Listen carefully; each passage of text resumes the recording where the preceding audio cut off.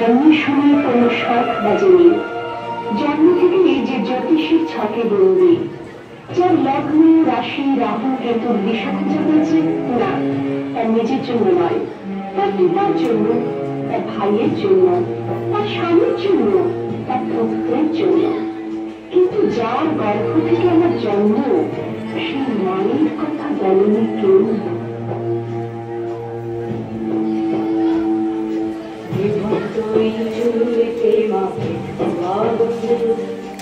আরেকটু কাল বেঁচেই থাকি ভাতারা উড়ে, বিভক্ত এই চুলকে মাকে বাঁধে, আরেকটু কাল বেঁচেই থাকি ভাতারা উড়ে।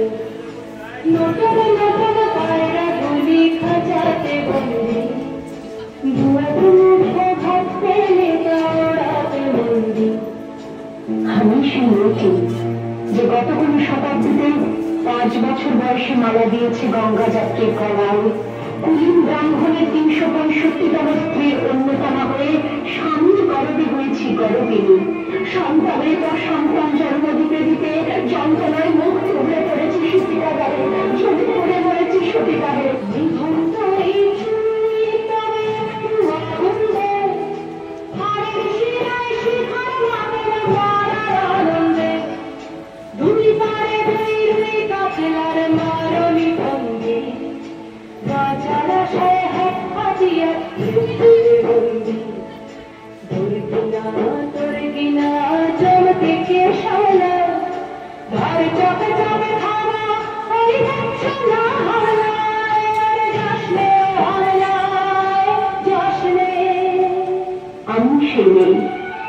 আসামের চা বাগানে ঝুপড়ি গ্রামীণ বস্তি থেকে যাকে আপনি নিয়ে যেতে চান সাহেবী দাঙ্গের মধ্যরাতে, ফায়ার প্লেসের ঝলসে ওঠা আলোয় নবীন চোখে দেখতে চান যার অনাবৃত শরীর, আমি সেই মেয়ে। শোক নয়, লজ্জা নয়, এই রাজগৃহে দাঁড়িয়ে আমি জানলাম প্রেম নয়, শ্রদ্ধা নয়, অধিকার নয়, নয় শুধু প্রয়োজনের।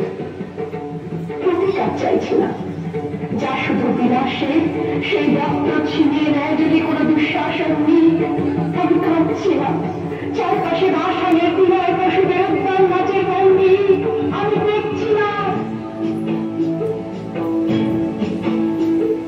মৃত্যু এলো, মৃত্যুরই গল্প, মায়ের চোখে বাপের চোখে দুটিতে গঙ্গা, দুর্বাকে তার রক্ত লেগে সহস্র সঙ্গী, যাকে